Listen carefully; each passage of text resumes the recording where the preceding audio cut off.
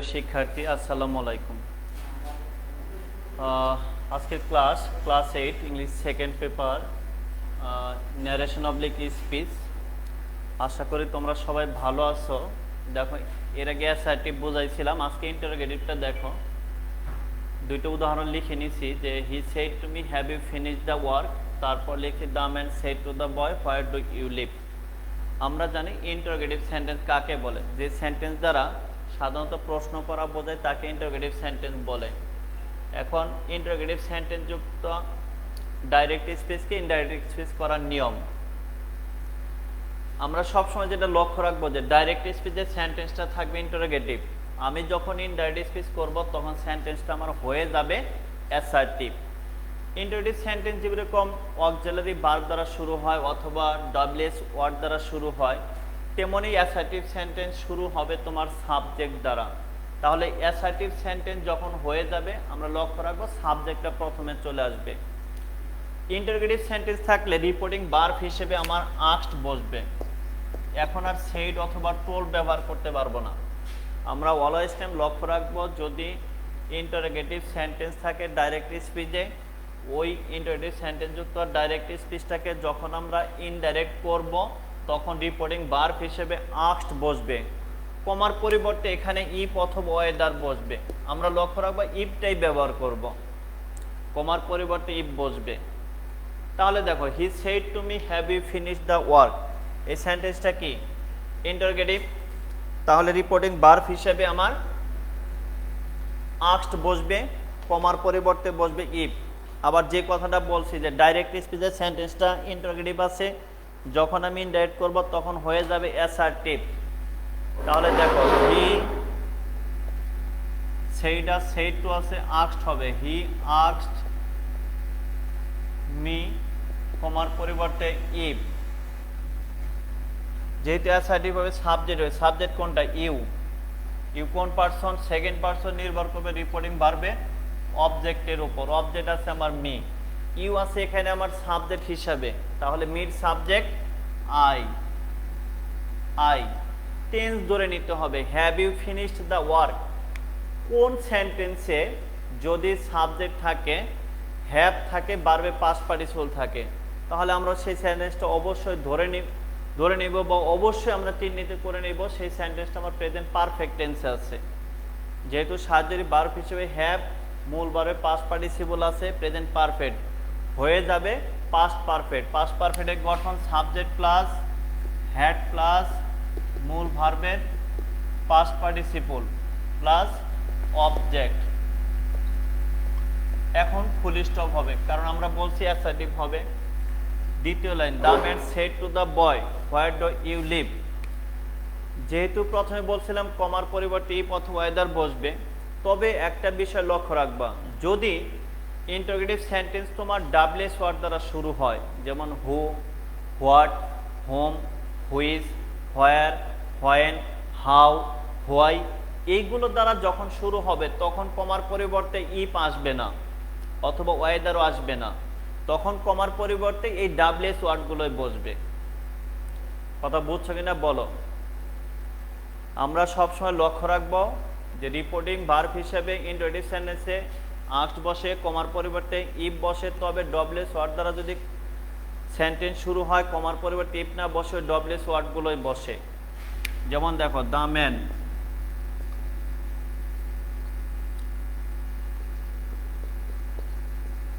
asked the boy, কমার পরিবর্তে হোয়ার, you আছে সেকেন্ড পারসন নির্ভর করবো অবজেক্ট, অবজেক্ট হলো দ্য বয়, এর প্রনাউন হবে হি। কোন টেন্স আছে আমরা জানি, যে টেন্সের সাহায্যকারী ভার্ব হিসেবে ডু বা ডাজ থাকে সেই সেন্টেন্সটা আমার সেই কোন টেন্স, প্রেজেন্ট ইনডিফিনিট টেন্স। যেহেতু এটা প্রেজেন্ট ইনডিফিনিট আছে হয়ে যাবে পাস্ট ইনডিফিনিট। আমরা পাস্ট ইনডিফিনিটের গঠনটা জানি, সাবজেক্ট প্লাস মূল ভার্বের পাস্ট ফর্ম প্লাস অবজেক্ট। তাহলে এখানে মূল ভার্ব কোনটা, লিভ, লিভের পাস্ট ফর্ম লিভড হবে। তাহলে হোয়ার হি লিভড। দেখো ইন্টারোগেটিভ শেষ, এখন অপটেটিভে আসি। উদাহরণটা লিখে নিই তারপর বলি।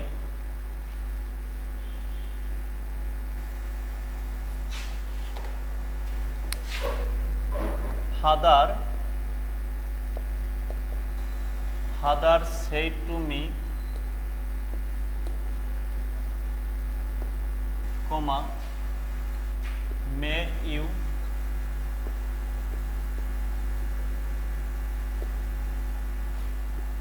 you pass the examination.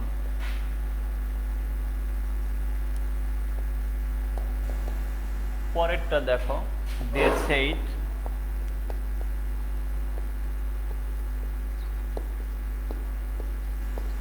long live our president.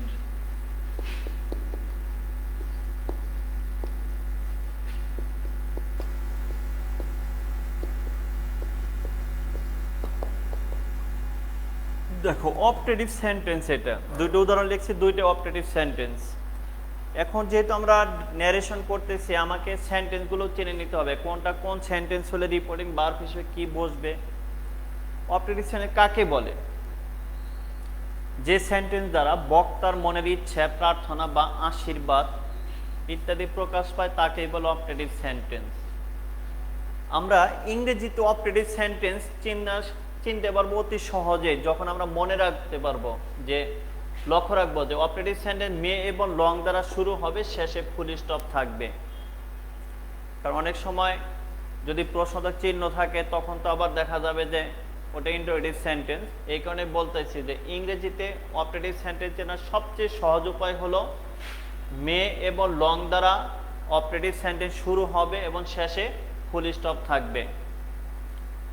Optative সেন্টেন্সে রিপোর্টিং ভার্ব হিসেবে আমার উইশড অথবা প্রেইড বসে। অপটেটিভ সেন্টেন্সে রিপোর্টিং ভার্ব হিসেবে আমার এই উইশড অবলিক প্রেইড, আমি যে কোনোটা ব্যবহার করতে পারবো, প্রেইড বসে। এখানে কমার পরিবর্তে বসে আমার দ্যাট। দেখো আবারও বলছি, অপটেটিভ সেন্টেন্স ইংরেজিতে চেনার উপায় হলো মে এবং লং দ্বারা অপটেটিভ সেন্টেন্স শুরু হবে, শেষে ফুল স্টপ থাকবে। অপটেটিভ সেন্টেন্সে রিপোর্টিং ভার্ব হিসেবে উইশড বসবে অথবা প্রেইড বসবে, কমার পরিবর্তে দ্যাট বসবে।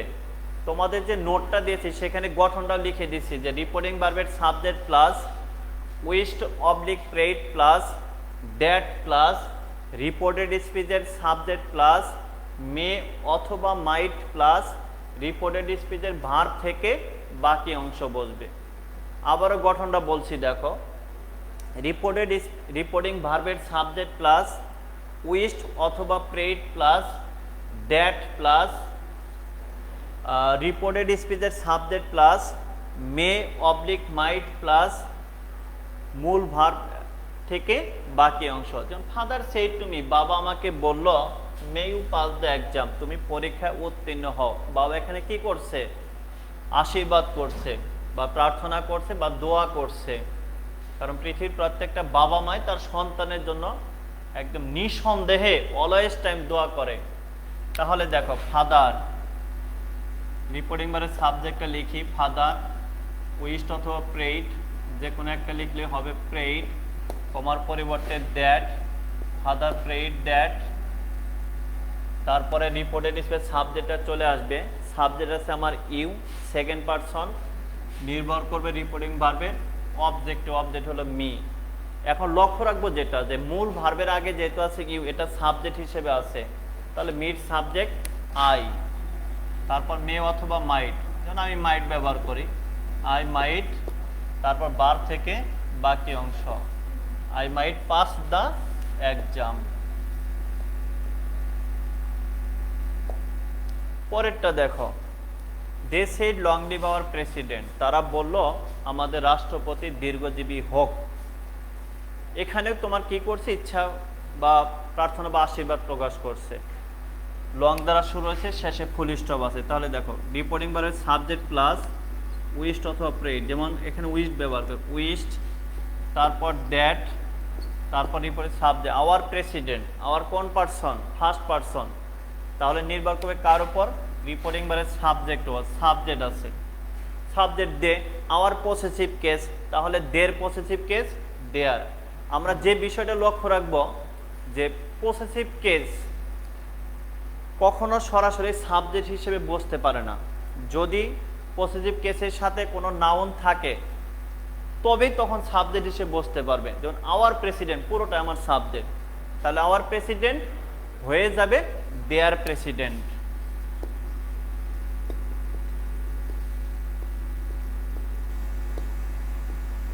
দেয়ার প্রেসিডেন্ট মে অথবা মাইট বসাবো, মাইট, তারপরে বার থেকে বাকি অংশ আমি লিখে দিই, মাইট লিভ লং। এই তো তোমার ইন্টারোগেটিভ এবং অপটেটিভ সেন্টেন্সেরই। আগামীকালও ক্লাসে আসবো আমি, লাইভ ক্লাসে তোমাদের এক্সক্লেমেটরি এবং ইম্পারেটিভটা বুঝায় দেব। তো সবার প্রতি যেটা আমার অনুরোধ থাকবে, যেহেতু লকডাউন চলছে, ক্লাস হয় না, আমরা অনলাইনে ক্লাস নিচ্ছি, ক্লাসগুলো ভালোভাবে করবা, ভালোভাবে প্রস্তুতি নাও চেয়েছি। তো সবাই ভালো থাকো, আসসালামু আলাইকুম।